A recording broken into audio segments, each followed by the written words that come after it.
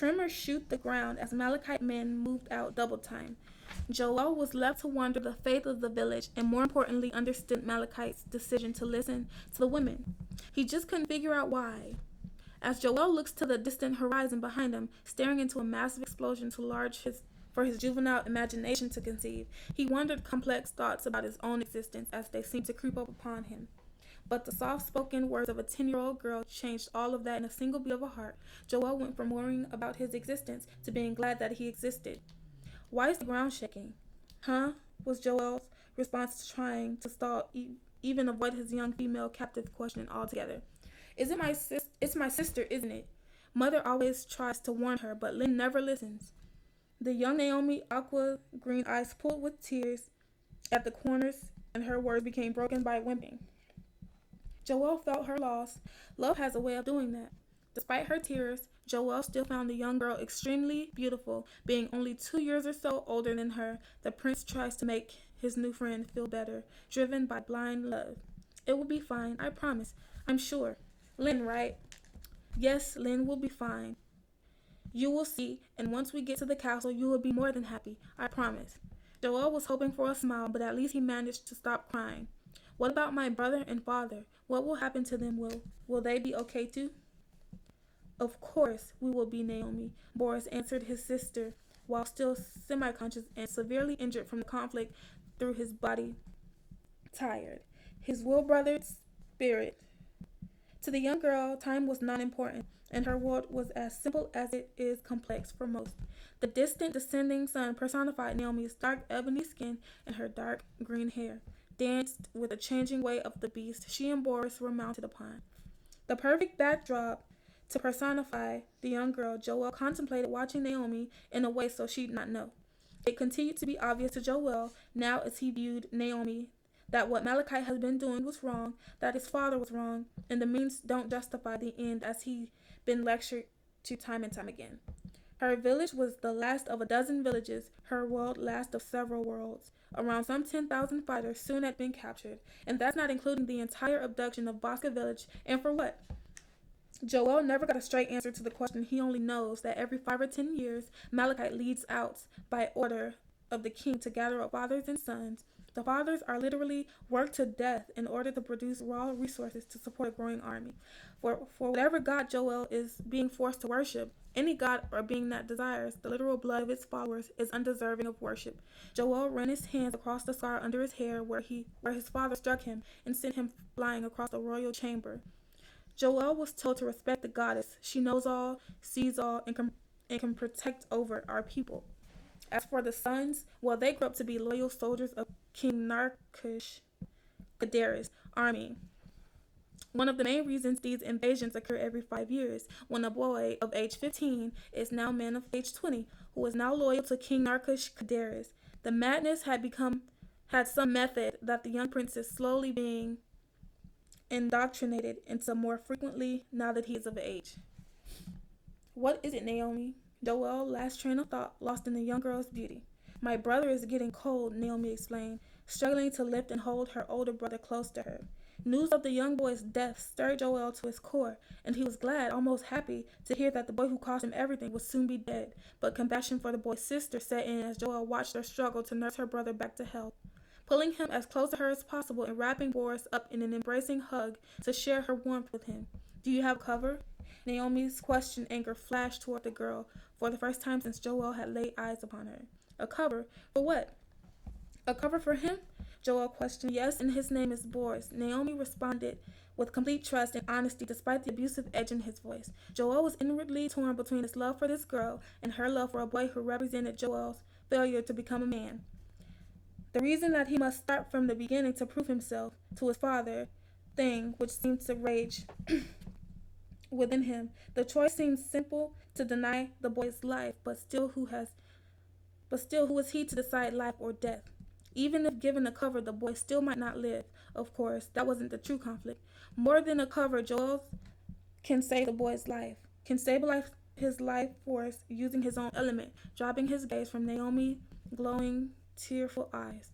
The prince broke formation and headed to Malikite. His decision had been made. Malachite, the boy, he is dying and need medical attention. Malachite's cold eyes remain focused as though the news of a dying boy was nothing new. Not even a glimmer of compassion could be seen on his face through his helmet.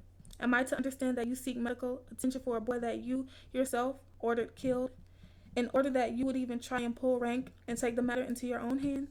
Malachite's words come just as cold as the look that he gave toward Joheal as they conversed, a look which forced Joheal into submission and drops his eyes to the ground. I just came to tell you that the boy is going to die.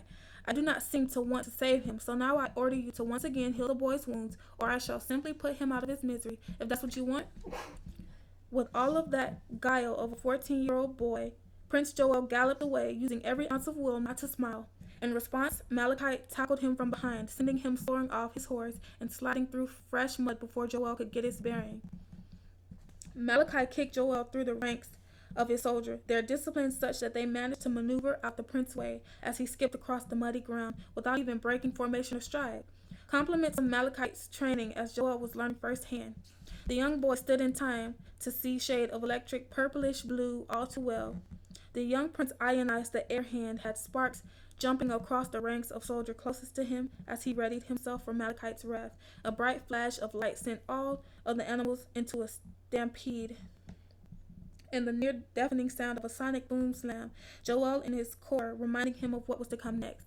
When Malachite, moving in slow motion, came jumping over the ranks of soldiers several feet away from Joheal, yet still far too close, with the prince's speed outmatched, they might as well have been standing side by side. Malachite's arm were extended out at low angles, electric arc jumping from every part of his body as he moved ever closer toward Joheal. All I ask was for you to heal the boy. What did I do? Joheal's last words before Malachite attacked ripped through the young boy's attempt at a defense with supersonic speeds to the untrained eye. It looked as though the prince was merely in agony, rolling around in the mud with Malachite nowhere to be seen, but to those well-trained and knew firsthand understood, Malachite moved beyond normal vision, wielding whips of pure electricity, striking the prince in a disciplinary manner, lecturing the boy about life. You are subordinate until we are equals. I will always be in charge. I obey you of my own free will. You have proven that my discussion to make you start your trial of ascension from the beginning was the right one. You will never give me another order, and you will never disrespect me before my men. And as quickly as it began, it ended, lasting several seconds, but to Joheal and those few others who know from experience know it felt like an eternity. The rain evaporated from the prince's armor as well as his exposed skin as it made contact. His palms were red and his hair smoked. Joheal, you are the prince. You are destined to be great. Someday you will have to learn to make the hard decisions now so they will come more readily later. The boy's life is in your hands, as hundreds and even hundreds of thousands will be later. Do not try to wash away the guilt of the tough decision or pass its responsibility off to another. That is not the role of a king, and it is not your way. I will not stand for it. I am your guardian and your tutor. In the eyes of your people, you are still a boy, still a prince, but no one ever really grows up by definition. Age brings wisdom, and wisdom is what defines maturity.